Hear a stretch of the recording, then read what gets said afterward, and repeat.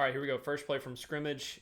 We've got basically a nub set tied in on the ball with Fairweather here in the kind of the wing situation. So it's almost like a trips essentially. We're going to have kind of a read option here where we're reading the end man on the line of scrimmage, defensive end. He's going to crash because the nickel's going to blitz. We'll kind of play that forward a little bit. All right. And then, essentially we've got kind of a read with a power sweep. Obviously, it's going to be a keep read because we're reading the defensive end. He's going to crash, but we have the extra defender here. But you can see what's happening is we're developing this RPO screenplay here to Fairweather in the flat on the arrow or the shoot, and we've got a blocker and a blocker. This is the last guy left. If there's a way to maneuver this, or maybe Thorne sees this soon enough even right now, all right, flip this thing around or get it over top, whatever, but get this guy the ball somehow because the linebacker who's probably supposed to scrape for this flat offensive player here doesn't do it because he's asleep. If we can just get him the ball, I mean, who knows, okay? Who knows what this is going to turn into. Instead, eyes down, we don't make a play, and it's, -2, -3 to start the game, so pretty bad. All right, so here we go. Second play of the game. We wait till about 12 seconds until we give kind of like a shift call or something like that. We're just kind of all hanging around. Boom, we're kind of flashing out to like an empty look, even with two tight ends. We're just wanting them to get into some kind of base look here, so that's what we're doing. It's either probably a screen or a draw. We're probably not going to have a bunch of verticals, even though that'd be cool. But you can see the draw develops. Peyton Thorne, we've got options here. This looks like going to be a great play. Nose tackle. It's kind of beating up our center here. He's two-gapping, does a great job. And then it just turns into a 1-yard gain when, initially that look was perfect. Drop 8, we got outs, go balls on the outside, and it, looked like it was going to be a big play, and it wasn't. All right, so here we go, 3rd and 11. We've got, kind of a trips look here, even though this is our flex Y. We're essentially going to have kind of a drag after we motion him across to more of a 2x2. Or let's see, who do we motion across? Yeah. So motion him across, get to more of a 2x2. The defense doesn't react or fly with him, so maybe we're just motioning here to gain some information. This looks like some type of zone coverage. So here we go, snap the ball. All right, again, definitely zone coverage. To me, some type of combo 3, maybe cover 3 to the field and 4 to the boundary or something like that. But either way, you can see where Thorne's eyes are going here. He's really just kind of, I don't know, maybe looking for this, backside safety, but we should be reading the field for kind of this high-low that's going to develop here between the drag and then this guy, the outside receiver, essentially kind of running like a post into a curl or a stop pattern. This is the slot receiver kind of on an out and upper wheel. But we go with the drag. This could be, it looks like he's about to get killed, but this could be a decent play. The receiver, catches this, makes him miss. Maybe we get the first down. Obviously, this would be a great, place to go with the ball right here after this defender breaks on the drag. But you can see we airmail this, just off of a 3 or 4 man rush, whatever it was. No pressure to speak of. Thorne's just not super comfortable. Yeah, so a 3-man rush with kind of a spy. There he goes, airmail, he's frustrated, and there's your 3 and out, first possession of the game. If you sneeze, you miss it. All right, second possession, first play here. We're lining up in kind of a 2x2 set. Our tight end's about to motion across, and we're going to go ahead and kind of give this off into kind of a guard H, so a GH or a GY counter here. The defensive ends are kind of crashing, and they're kind of gap replacing, so I really like this concept against kind of what A&M was doing here. Gets fitted up really well, but kind of the extra defender gets kind of clogged up in the wash there. Jarquez Hunter, really good vision back, sees it, bounces it outside, so we actually get a first down here and a really nice gain on first down. All right, very next play, here we go. We're in empty. Now this is something that we'll start to see. We're going to shift into this set and this kind of concept that we're going to see a lot here in this game, and especially against Alabama and some others. We got a formation, the boundary, kind of a twins look, and we're going to kind of jet him across, and we're going to run kind of a split zone action here. And so we'll see that. There we go, crease. Good first down. So back-to-back run plays, back-to-back first downs. All right, real quick, again, we're in empty. We shift to that same set. One thing that I like a lot, play callers, is that if something's working, you don't have to get too creative. Just keep running it until the defense shows they can stop it. So same jet motion. We got kind of that zone split look. Here we go, following Frazier. Dylan Wade tackle and guard, left tackle, left guard with Britton there, does a really good job pushing forward. Damari Austin in the game now, and now we've got a few first downs and some momentum here running the ball, and you can kind of feel this, developing here with Hugh Freeze and his play caller Philip Montgomery. All right, so very next play, we got Philip Montgomery here. We got some kind of spread look. We're obviously going to check into something here. Yeah, okay, so now I'm seeing, I think, what I thought I was expecting here. Okay, so here we go. So we're motioning him across, inside zone split. Okay, same kind of thing. All right, so it's the next play that I was thinking of where we try to get a little creative here, so I'll try to skip to that. So here we go. It looks like offense coordinator here is clearly kind of making this call. We're looking for something, or maybe he's telling somebody he's not lined up correctly, something like that. But I point all this out now to just look. This is a bad play, all right? In my opinion, it's a little bit of a bad play call, and I'll show you why in just a second. This could have been a touchdown for A&M. Ends up being like essentially an incomplete pass, but we're rushed to the line of scrimmage. There's 6 seconds left, so we don't really get like a clear picture of what they're doing because they're still trying to line up and communicate, right? Snap of the ball, we've got a read on this defensive end. What have they been doing the whole time? He's flashing inside. Then we have some kind of scrape across, and that's what this guy's doing here. So he's reading the release of the tight end. And then we've got a flat corner here that is going to be in kind of a trap type of look. It's not necessarily a corner blitz, but it's basically saying, hey, if you've got a run a threat here or some type of screen or whatever, you have the ability to trigger, and then this safety will kind of cover you up. But what we'll see, boom, we pitch it out, and that's what happens. There's no way Frazier can get to that when the corner's in that trap, trap look. He's just going to be faster than the tight end that's coming out to block him. So again, this ends up being a forward pass and incompletion, but it could have been a really bad play for us. All right, so here we go. Second possession of the game, right, or third? First possession of the second quarter. Yeah, third possession. So we've gotten a first down here already, kind of a little modified screen flat route from the running back here with Petit in the game. Now, point, we've got a nickel pressure. We see it. Everything's good, right? So we should just know that, okay? Now what we've got is we're going to take the kind of the wing back tight end here. We're going to motion him out, and we're going to have 3 guys blocking for the running back on the swing, but we also have the RPO basically with the quarterback draw. So at the snap, Thorne confirms that he's coming. Why we don't just get this out now or as soon as possible or put a little air under it and get it above this nickel rusher here and get it to this guy, but we've got 3 essentially to block these 3 with a free safety on the last level here to try to make this tackle. Thorne makes the decision to pull his eyes down and not do anything. And again, it kind of goes back to that first play of the game where we couldn't get it around that nickel pressure to get it to our guy in the flat, but we've got a huge play there that somehow the quarterback's just got to make it work. All right, very next play, we're in a 2x2 set again. I believe at least 1 tight end in the game, if not 2, so it's not necessarily 4 wide receivers, right, but in a spread set. We're going to get some kind of rotation into a little bit of like a half field again, so you can see I'm getting depth and width off the hash. All right, this corner's kind of squatty, so this looks like a cover 2 to the field with more of like a cover 3 to the boundary.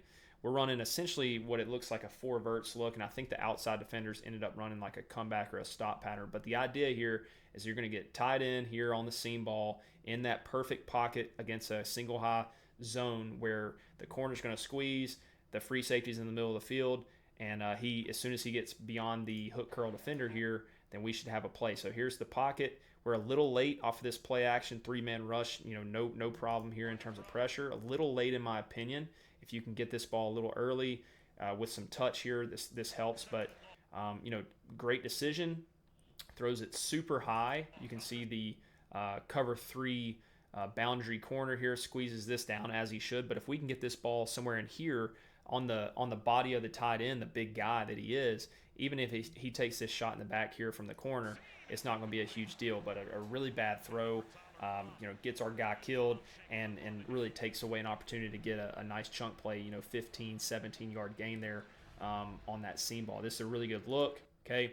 As soon as we see, even leaving, if it's even, he's leaving kind of thing, get that ball to him somehow. Maybe we got to figure out how to get, more relationship here between our number 2 receiver, in this case the tight end, and the quarterback, or maybe he can get some kind of better access to a window here beyond this guy who's getting a ton of depth.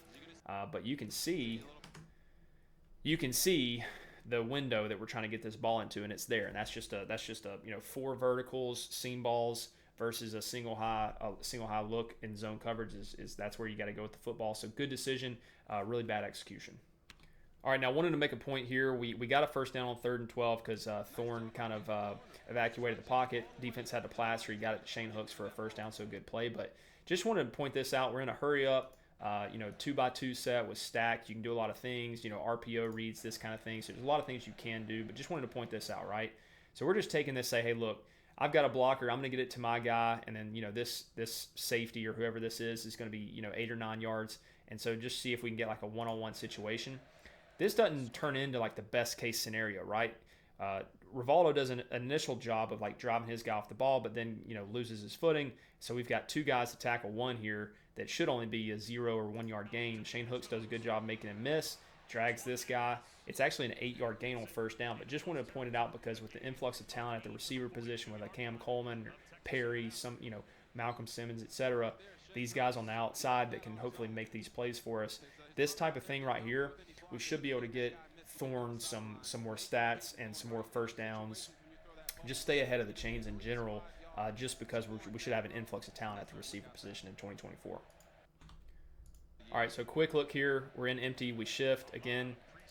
Same look here, back opposite of the wing, tight end. We get the motion from the formation, the boundary, that kind of jet motion, and we're running that split zone, right? So watch what happens here. Boom, everybody does a really good job, good cut. We see that flag come out. It's a holding on Britton, kind of a phantom holding.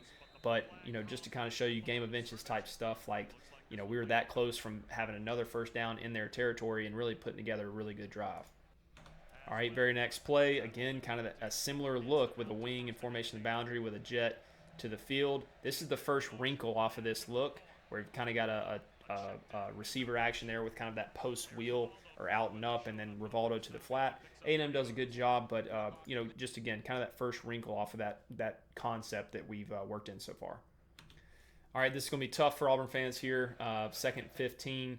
We're in 2nd 15 because of the holding call for the most part. But here we go. You know, the first missed touchdown opportunity of the game so far. You're basically going to have kind of a out, and then some sort of like a post, or all we're trying to do is just, you know, get this guy to squeeze down, see if he'll pass him off incorrectly, and then have a touchdown. We got 3-man rush, so they're a drop 8. Thorne's looking this way the whole time. Wide open Jay Fair for a touchdown, overthrow, right? I think in a second we get a pretty good look at how A&M kind of passes this off and why this is open, which will be important here, I think, the very next drive when we come back to this concept. But again, essentially here, looks kind of like quarter coverage. So you basically have quarter, and then this guy's more of like a you know, curl flat defender. So, you know, that's why it kind of makes sense. Okay, well, hey, if I'm curl flat, I'm curl and then flat, but I can feel this guy release, or maybe I'm just cheating on the eyes of Thorne here to kind of squeeze that down. Number 1 receiver, again, kind of running some post-stop curl type variation. But as he passes him off to the corner doesn't fall off correctly, and we've got a wide open play for a touchdown. You can see the other safety inside there, and we miss it, so that's not good. All right, here we go, empty, shifting back to that same look. We're probably going to have a motion from him. There we go. See what we do here. Probably another inside zone. Okay, so it's another wrinkle, right? It's more of a play action shot. We got, you know, deep routes developing down the field from the receivers. Nobody's open. Defense is doing a good job sinking back. So we take the check down there to Betty and a good first down. But again, just pointing out the fact that we kind of set it back up, so that same concept, and then we have a wrinkle off of it. Just you know, good game planning notes there. Here we go again. Look familiar. Empty, shift. It's very next play. All right, motion. What do we got here? Kind of another inside zone split. Hand it off. Nothing. But again, just to look at like concept going in, game plan, we're going to run it until they stop it kind of thing. All right, here we go. This is another tough one. If this looks familiar, it's the same set, and we're going to have the same play call as the out and up that we should have had a touchdown on earlier. So there we go. We develop. It's the same defensive play call. All right, that kind of quarters look. We're going to have out and up. When he squeezes in, he's going to be open. Thorne can't figure it out. We get sacked on a 3-man pressure, basically, right? So in a second, they do a good job of showing this camera view. We're going to see how open the outside receiver is, okay?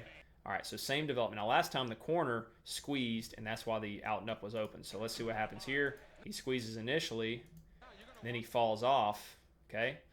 And look how open Malcolm Johnson Jr. is, all right?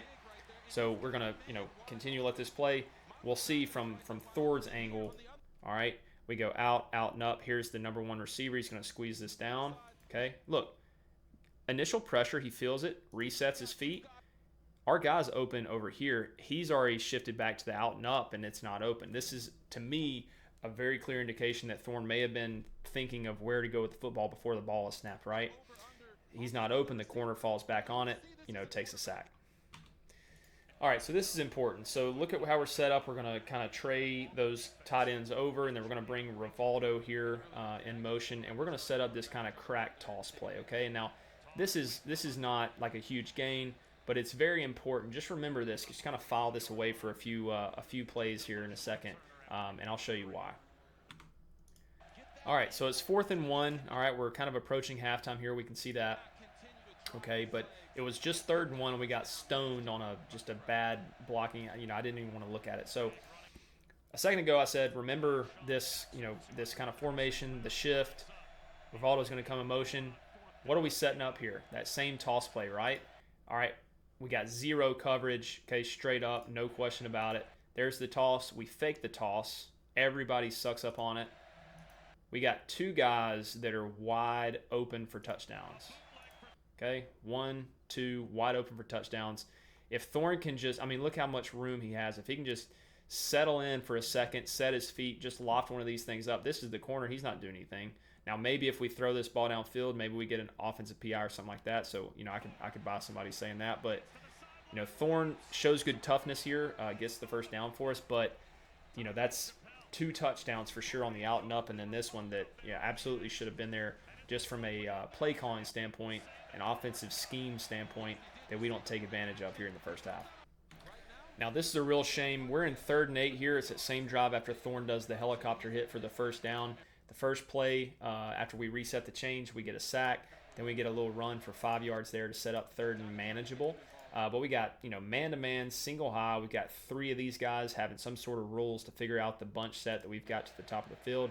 They're bringing everybody because we're basically going to leave the back end to protect. So it's 6 on 6. We're going to have a full slide protect with the offensive line. Everybody sliding to the right. What I want you to watch here first is just basically, I can't remember. This is the 290-pound defensive end. I can't remember his name. But anyway, he's going up against Too Tall Miller here. He gets pushed into Thorn's lap, essentially. Otherwise, we've got kind of a pretty nice pocket developing here, and we've got definitely some things we're going to take advantage of. The dig is open, and this guy's kind of running a corner route here that's going to be open as well. You can see that develop. But as Thorn has to reset in the pocket, we can't take advantage of either one of these. All right, that's definitely first downs, if not touchdowns. We ended up getting a sack, and that's our last play of the first half. That's the 5th sack for A&M this half. And, it's like other times it's Thorn in his eyes. This time, you kind of have to put this on the right tackle here. Thorn has to do something with this. He has to, navigate this somehow. We got more pressure coming from other guys, and we take the sack here, even though we've got guys, opening up downfield. So that's the first half for us against A&M. Pretty putrid here, 6-0. Defense is doing a really good job, and offense just can't do anything with it. But stay tuned. I'll have the second half analysis coming pretty soon, and I appreciate you guys watching. Like, subscribe, comment. Tell me what else you want me to break down for you.